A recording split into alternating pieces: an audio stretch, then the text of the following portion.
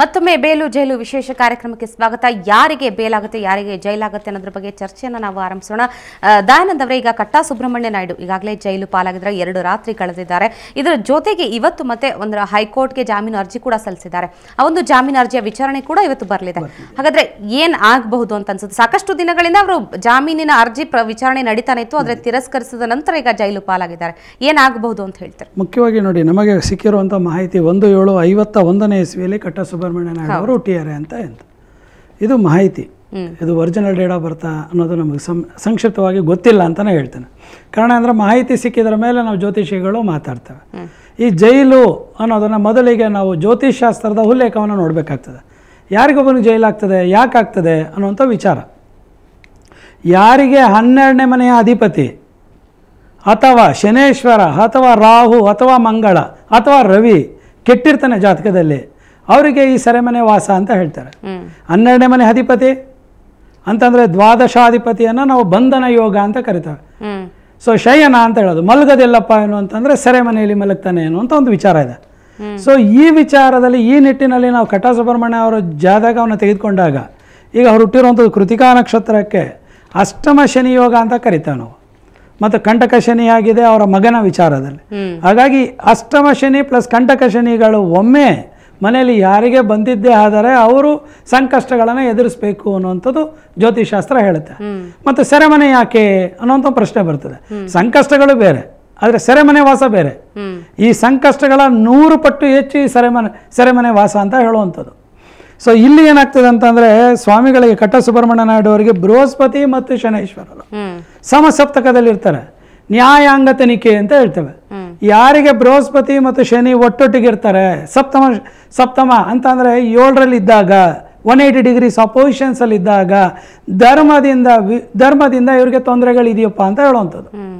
ಈಗ ಆಗಿರೋದು ಅದೇ ವಿಚಾರದಲ್ಲಿ, ಧರ್ಮದ ತೊಂದರೆಯಲ್ಲೇ ಅವರು ಸಿಲುಕೊಂಡಿದ್ದಾರೆ. ಯಾವುದರಿಂದ ಸಿಲುಕೊಂಡಿದ್ದಾರೆ? ಮತ್ತೆ ಮಂಗಳ ಸರಿ ಇಲ್ಲ ಜಾತಕದಲ್ಲಿ. ಮಂಗಳ ಅಂತಂದ್ರೆ ಭೂಮಿಯ ಪುತ್ರ, ಭೂಮಿಗೆ ಸಂಬಂಧಪಟ್ಟಂಥದ್ದು. ಅದರಲ್ಲಿ ಇದು ಮಂಗಳನ ಜೊತೆಯಲ್ಲಿ ಬುಧ ಕೂಡ ಇಲ್ಲ. ಜಾತಕದಲ್ಲಿ ಜೈಲಿಗೆ ಹೋಗೋದು ಬರ್ದಿತ್ತು ಅಂತ ನೋಡಿ, ಯಾವುದೇ ಆಗಿರ್ಲಿ, ಮನುಷ್ಯನಿಗೆ ಯಾವುದು ಜಾತಕದಲ್ಲಿ ಇಲ್ಲ ಅನ್ನೋದಾದ್ರೆ ಅವನು ಖಂಡಿತವಾಗ್ಲೂ ಆ ಯೋಗವನ್ನ ಅನುಭವಿಸ್ಲಿಕ್ಕೆ ಆಗೋದಿಲ್ಲ. ಸೊ ಹಾಗಿತ್ತಂದ್ರೆ ಗಾಂಧೀಜಿಯವರನ್ನ ನಾವು ರಾಷ್ಟ್ರಪ್ರೀತ ಅಂತ ಕರಿತೇವೆ. ಎಷ್ಟು ಸರಿ ಸೆರೆಮನೆ ಹೋಗಿ ಬಂದ್ರು ಅಂದ್ರೆ ಈ ಉಲ್ಲೇಖವನ್ನು ತೆಗೆದುಕೊಂಡಾಗ, ವ್ಯಯಸ್ಥಾನಾಧಿಪತಿಗಳು ಚೆನ್ನಾಗಿದ್ದಿದ್ದೆ ಆದರೆ ಅವ್ರ ಸೆರೆಮನೆ. ಇವಾಗ ಹೋಟೆಲ್ ನಾಗರಾಜ್ ಅವರು, ನಮ್ಮ ಹೋಟೆಲ್ ನಾಗರಾಜ್ ಅವರು, ಅವ್ರನ್ನ ತೆಗೆದುಕೊಂಡ್ರೆ ಸೆರೆಮನೆಗೆ ಆಗಾಗ್ಗೆ ಹೋಗಿ ಬರ್ತಾರೆ. ಅದು ಕಾರಣ ಅಂತಂದ್ರೆ ವ್ಯಾಧಿಪತಿ ಬಲಾಢ್ಯನಾಗಿದ್ದಾನೆ. ಯಾರಿಗೆ ಬಲಾಢ್ಯನಾದಂತ ವ್ಯಾಧಿಪತಿ ಇರ್ತಾರೆ, ನೆಲ್ಸನ್ ಮಂಡೇಲಾ, ಅವ್ರಿಗೆ ವ್ಯಾಧಿಪತಿ ಬಲಾಢ್ಯನಾಗಿದ್ದರಿಂದ. ಕಟ್ಟಾ ಸುಬ್ರಹ್ಮಣ್ಯ ನಾಯ್ಡು ಅವರ ಬರ್ತ್ ಡೇಟ್ 1/7/1951. ಇಲ್ಲಿ ಒಂದು ಮುಖ್ಯವಾದ ವಿಚಾರನ್ನ ಸ್ಪಷ್ಟಪಡಿಸ್ತೀನಿ. ಇಡೀ ಜಗತ್ತಲ್ಲಿ ಹುಟ್ಟತಕ್ಕಂಥ ಎಲ್ಲಾ ಮನುಷ್ಯರಿಗೂ ಶನಿ ಕಾಡ್ತಾನೆ, ರಾಹು ಕಾಡ್ತಾನೆ, ಮಂಗಳ ಕಾಡ್ತಾನೆ. ಇಲ್ಲಿ ಒಂದೇನ್ ತಿಳ್ಕೊಬೇಕಪ್ಪ ನಾವು ಅಂದ್ರೆ, ಉಪ್ಪು ತಿಂದವರು ನೀರು ಕುಡಿಲೇಬೇಕು.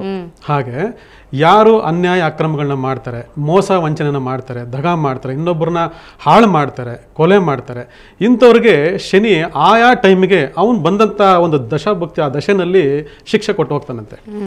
ಆದರೆ ಇದನ್ನು ಮುಂಚಿತವಾಗಿ ನಾವು ಸರಿಪಡಿಸ್ಕೊಂಡು ಅದಕ್ಕೊಂದು ಕೆಲವು ಪರಿಹಾರಗಳನ್ನ ಮಾಡಿಕೊಂಡು ನಾವೊಂದು ಧಾರ್ಮಿಕ ಕಾರ್ಯದಲ್ಲಿ ನಮ್ಮ ತೊಡಗಿಸ್ಕೊಂಡು ಇಂಥ ಒಂದು ಸಮಸ್ಯೆಗಳ ನಿವಾರಣೆ ಮಾಡಿಕೊಂಡ್ರೆ ಇಂಥ ಪರಿಸ್ಥಿತಿ ಬರೋದಿಲ್ಲ. ಆದರೆ ಇಲ್ಲಿ ಏನಾಗಿದೆ ಅಂದರೆ, ಹಣ, ಅಂತಸ್ತು, ಅಧಿಕಾರದ ಮದದಿಂದ ಇವರು ತಮಗೆ ಗೊತ್ತಿಲ್ಲದಂಗೆ ಪಾಪಕರ್ಮಗಳನ್ನ ಮಾಡ್ತಾ ಮಾಡ್ತಾ ಆ ಟೈಮ್ಗಳಲ್ಲಿ ಸಿಕ್ಕಾಕೊಂಡಿದ್ದಾರೆ. ಅದರಿಂದ ಇವರು ಜಾತಕದಲ್ಲಿ ನೋಡ್ತಾ ಇದ್ರೆ ನಮ್ಗೆ ಇದೊಂದು ರೀತಿ ಒಂದು ಉದಾಹರಣೆಗಳು, ಮಹತ್ತರದ ಉದಾಹರಣೆಗಳು ನಮ್ಮ ಜಗತ್ತಿನಲ್ಲಿ. ಈ ಥರ ಎಲ್ಲ ಆಗುತ್ತಲ್ಲಪ್ಪ, ನಮಗೂ ಆಗುತ್ತಂತೆ. ಜಾತಕದಲ್ಲಿ ನಮ್ಮ ದಯಾನಂದ ಹೇಳಿದಾಗೆ, ಜಾತಕದಲ್ಲಿ ಅಂತಹ ಕರ್ಮಾಧಿಪತಿಗಳಿದ್ರೇನೆ ಇದು ಆಗ್ಲಿಕ್ಕೆ ಸಾಧ್ಯ, ಇಲ್ಲ ಆಗ್ಲಿಕ್ಕೆ ಸಾಧ್ಯ ಇಲ್ಲ. ಇದು ಮುಖ್ಯವಾಗಿ ಇನ್ನೊಂದು ವಿಚಾರ ಹೇಳ್ತೇನೆ. ಯಾಕೆಂತಂದ್ರೆ ಶನಿಯನ್ನೇ ಯಾಕೆ ಕಾರಣ ತೊಳ್ತಾರೆ ಅಂತಂದ್ರೆ, ಸಂಕಷ್ಟಕಾರಕ ಅಂತ. ಶನಿ ಧರ್ಮಾಧಿಪ ಅಂತ ಹೇಳ್ತಾರೆ. ಧರ್ಮವನ್ನ ಕೊಡುವವನು, ಜ್ಞಾನವನ್ನ ಕೊಡೋನು ಬೃಹಸ್ಪತಿ. ಇವರಿಬ್ಬರ ಸಮಸಪ್ತಕ, ಅವರಿಬ್ಬರ ಯುತಿ, ಅವರಿಬ್ಬರ ಅಷ್ಟಾಷ್ಟಕ. ಈ ರೀತಿಯ ಜಾತಕಗಳಲ್ಲಿ ಖಂಡಿತವಾಗ್ಲೂ ಸೆರೆಮನೆ ವಾಸ ಇದೆ ಅಂತ ಹೇಳ್ತೇವೆ ನಾವು. ಸೊ ಅದು ಯಾರೇ ಇರ್ಬೋದು, ಮನುಷ್ಯನೇ. ನಮಗೆ ಅವರು ಉನ್ನತ ಸ್ಥಾನ ದರ್ಜೆಗಳಲ್ಲಿ ಇರ್ಬೋದು, ಆದರೆ ಗ್ರಹಗತಿಗಳಿಗೆ ಅವನು ಮನುಷ್ಯನಾಗೆ ಅದು ಟ್ರೀಟ್ ಮಾಡೋದು. ಒಬ್ಬ ಸಾಮಾನ್ಯ ಬಡವನಿಂದ ಹಿಡಿದು ಶ್ರೀಮಂತನ ತನಕ ಮನುಷ್ಯ ಅಂತಾನೆ ಹೇಳುವಂಥದ್ದು. ಎಲ್ಲರನ್ನೂ ಆತ್ಮ ಸ್ವರೂಪವಾಗಿ ನೋಡುತ್ತೆ ಗ್ರಹಗಳು.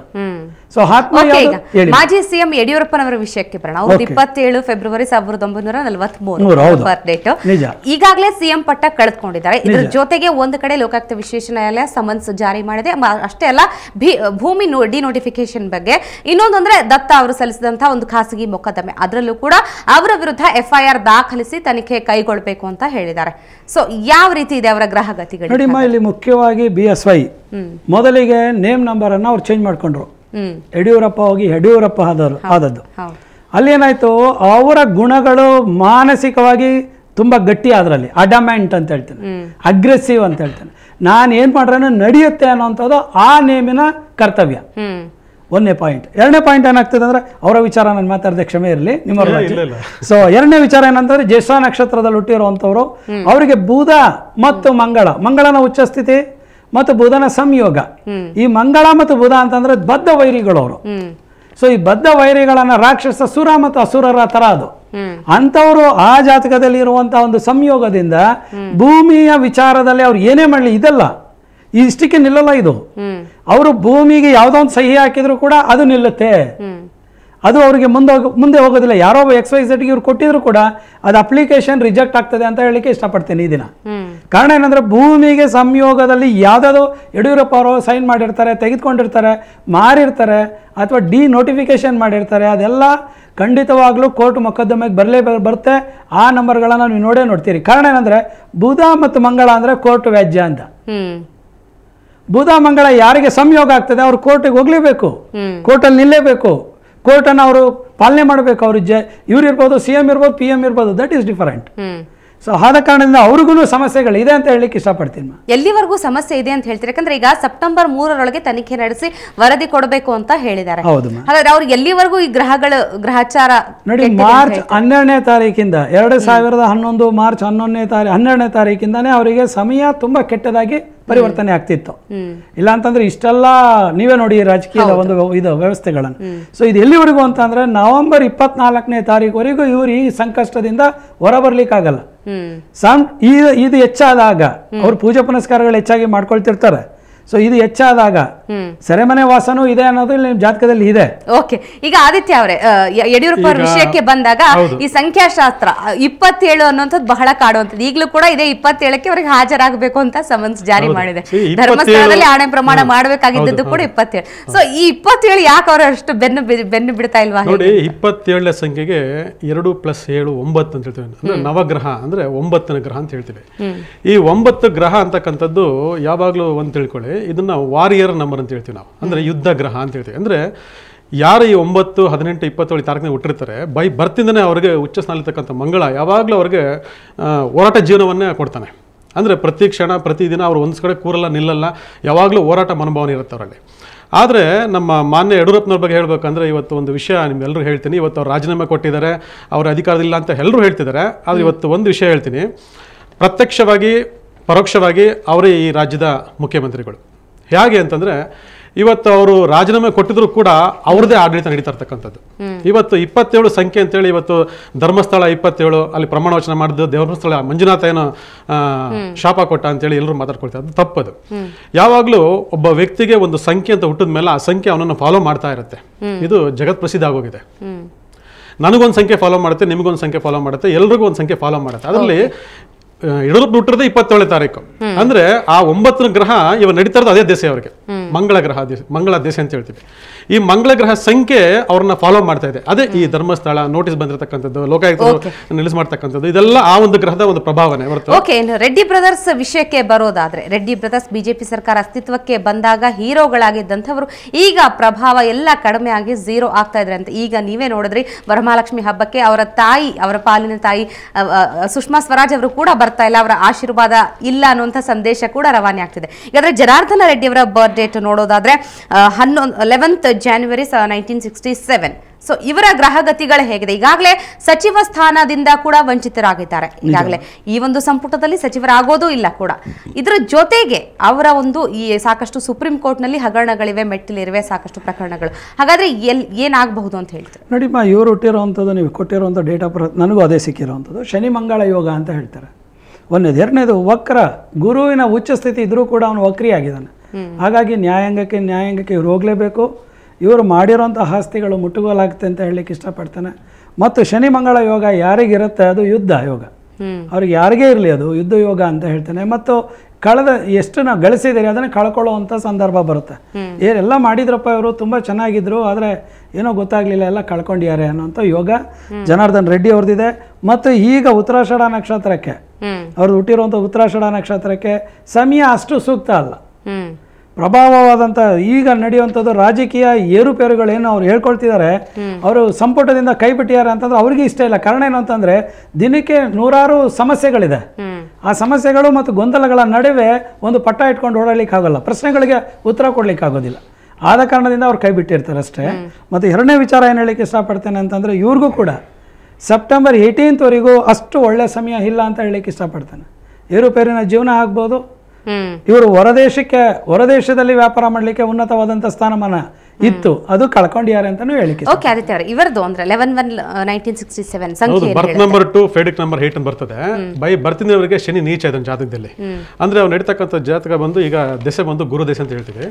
ಅಂದ್ರೆ ಚಂದ್ರನ ಜೊತೆ ಗುರು ಸೇರ್ಕೊಂಡಾಗಂದ್ರೆ ಚಂದ್ರನಿಗೂ ಗುರುಗೂ ಹಾಗೆ ಬರೋದಿಲ್ಲ. ಅದರಿಂದ ಸ್ವಲ್ಪ ವೇರಿಯೇಷನ್ ಇರುತ್ತೆ ಹೊರತು ಅಂತ ಅಗಾಧವಾದ ತೊಂದರೆಗಳು ಏನಿರೋದಿಲ್ಲ. ನವೆಂಬರ್ ಕಳೆದ ನಂತರ ಇವರು ಸೇಫ್ ಆಗಿರ್ತಾರೆ. ನವೆಂಬರ್ ವರೆಗೂ ಸ್ವಲ್ಪ ಹೇಳ್ತಾರೆ. ಇನ್ನು ಕರುಣಾಕರ್ ರೆಡ್ಡಿ ಅವರದು 10th April 1962 ಕರುಣಾಕರ್ ರೆಡ್ಡಿ ಅವರದು ಅವರ ಒಂದು ಹುಟ್ಟಿದ ದಿನಾಂಕ ನೋಡೋದಾದ್ರೆ ಈಗ ಅವರ ಗ್ರಹಗತಿಗಳು ಹೇಗಿದೆ ಅಂತ ಹೇಳ್ತಾರೆ ನೋಡಿ. ಕರುಣಾಕರ್ ರೆಡ್ಡಿ ಅವರು ಹುಟ್ಟಿರುವಂಥದ್ದು ಹರಿದ್ರ ನಕ್ಷತ್ರದಲ್ಲಿ 1ನೇ ಪಾದ ಆಗುತ್ತೆ. ಸೊ ಇವ್ರಿಗೂ ಕೂಡ ಏನಾಗುತ್ತೆ, ಕಾಳಸರ್ಪ ಜಾತಕವಾಗಿದೆ. ಈ ಕಾಳಸರ್ಪ ಜಾತಕವಾಗಿ ಬುಧ ಪ್ಲಸ್ ರವಿ, ಬುಧನ ನೀಚ ಸ್ಥಿತಿ ಇರೋದರಿಂದ ಮತ್ತು ಇವರು ಮಾಡಿದಂಥ ವ್ಯಾಪಾರ ಏನೇನು ಇರುತ್ತೆ ಅದರಲ್ಲಿ ಸಮಸ್ಯೆಗಳಾಗತ್ತೆ ಅಂತ ಹೇಳುವಂಥದ್ದು. ಎರಡನೇ ವಿಚಾರ ಏನು ಅಂತಂದ್ರೆ ಇವರಿಗೂ ಕೂಡ ಮಂಗಳ ಮತ್ತು ಗುರು, ಮಂಗಳನ ಸಂಯೋಗದಲ್ಲಿ ಗುರು ಇರೋದರಿಂದ ಭೂಮಿಗೆ ಸಂಬಂಧಪಟ್ಟೋದ್ರಿಂದ ಇವರು ಅನುಕೂಲಗಳನ್ನು ಪಡೆದಿರ್ತಾರೆ. ಆದರೆ ಬುಧನ ನೀಚ ಸ್ಥಿತಿಯಿಂದ ಡಾಕ್ಯುಮೆಂಟೇಶನ್ ಫೈಲ್ಯೂರ್ ಅಂತ ಹೇಳ್ತಾರೆ, ಅಥವಾ ಇವರು ಸಬ್ಮಿಟ್ ಮಾಡೋದ್ರಲ್ಲಿ ಫೈಲ್ಯೂರ್ ಆಗಿ ಇವರು ತೊಂದರೆಗೀಡಾಗ್ತಾರೆ. ಸೊ ಅಥವಾ ಇನ್ಕಮ್ ಟ್ಯಾಕ್ಸ್, ನೀವು ಹೇಳಿದಾಗ ಇನ್ಕಮ್ ಟ್ಯಾಕ್ಸ್ ಸಮಸ್ಯೆಗಳನ್ನು ಇವರು ಎದುರಿಸಬೇಕಾಗ್ತದೆ. ಇವರಿಗೂ ಕೂಡ ನೆಕ್ಸ್ಟ್ ಇಯರ್ ದಟ್ ಈಸ್ ಜನವರಿವರೆಗೂ ಇವ್ರಿಗೆ ಸಮಸ್ಯೆ ಇದೆ. ನೆಕ್ಸ್ಟ್ ಇಯರ್ ಜನವರಿವರೆಗೂ ಇವ್ರ ಕಂಟಕ ಶನಿ ಬಾಧೆ ಇದೆ ಮತ್ತು ಕಾಳಸರ್ಪ ಯೋಗ ತೊಂದರೆ ಇದೆ. ಹಾಗಾಗಿ ಇವರು ನೆಕ್ಸ್ಟ್ ಇಯರ್ ವರೆಗೂ ಇವ್ರ ಕಷ್ಟಗಳನ್ನು ಅನುಭವಿಸ್ಬೇಕು. ಹೌದು, ಬೈ ಬರ್ತಿಂದ್ರೆ ಇವರಿಗೆ ಕಾಳಸರ್ಪ ದೋಷ ಇದೆ. ಅದೇನಂದ್ರೆ ವೇರಿಯೇಷನ್ಸ್ ಇದ್ದೇ ಇರುತ್ತೆ ಜೀವನದಲ್ಲಿ, ಒಂದು ಹಂತದ ಮೊದಲಂತ ವೇರಿಯೇಷನ್ ಇದ್ದೇ ಇರ್ತದೆ. ಬಟ್ ಇವಾಗ ಏನಂದ್ರೆ ಕೇತು ಶನಿ ದೇಶ ನಡೀತಾ ಇದೆ. ನಾನು ಆಗ ಹೇಳಿದೆ ಶನಿ ಜೈಲು ಕಾರಕ, ಮಾನಸಿಕ ಕಾರಕ, ಸಂಕಟ ಕಾರಕ ಅಂತೇಳಿ. ಇದು ಈ ಟೈಮ್ ನಡೀತಾರೆ ಅಂತ ನೆಕ್ಸ್ಟ್ March 23 ತನಕ ಇವ್ರ ಟೈಮ್ ಚೆನ್ನಾಗಿಲ್ಲ, very very bad in the position. ಅದರಿಂದ ಈ ಟೈಮಲ್ಲಿ ಕೆಲವೊಂದು ಸೂಕ್ತವಾದಂಥ ಪರಿಹಾರಗಳನ್ನ ಮಾಡ್ಕೊಂಡಾಗ ಎಸ್ಕೇಪ್ ಆಗತಕ್ಕ ಚಾನ್ಸಸ್ ಜಾಸ್ತಿ ಇರುತ್ತದೆ. ಅದು ಏನು ಮಾಡ್ಕೊಳ್ತಾರೆ, ಏನು ಮಾಡ್ಕೊಳ್ಳೋದ್ರ ಮೇಲೆ ಆಧಾರದ ಮೇಲೆ ಅವರ ಒಂದು ಕರ್ಮ ಫಲ ಇದ್ದೇ ಇರುತ್ತೆ. ಅದನ್ನು ನೋಡ್ಕೋಬೇಕಾಗತ್ತೆ. ಟೈಮ್ ಸರಿ ಇಲ್ಲ. ಓಕೆ ನಿಮ್ಮ ಜೊತೆ ಮತ್ತಷ್ಟು ಮಾತಾಡ್ತೀನಿ. ಇನ್ನು ಇದೇ ಹಾದಿಯಲ್ಲಿರುವಂತಹ ರಾಜಕಾರಣಿಗಳಿದ್ದಾರೆ, ಅವರ ಗ್ರಹಗತಿಗಳನ್ನ ಕೂಡ ನೋಡೋಣ ಸಣ್ಣ ಬ್ರೇಕ್ನ ನಂತರ.